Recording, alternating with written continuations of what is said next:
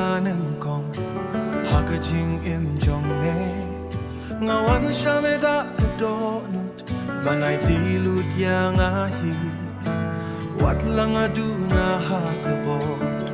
Medang diang yanga Kajing ijong me atry Kapanem ya kamansim jong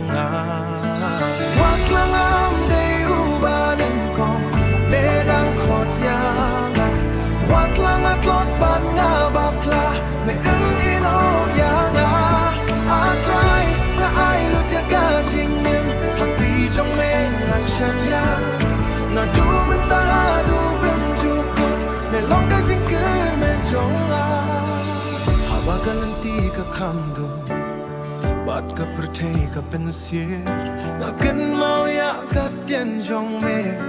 Wat ship tiang adon rengka Hawa ki para loki ino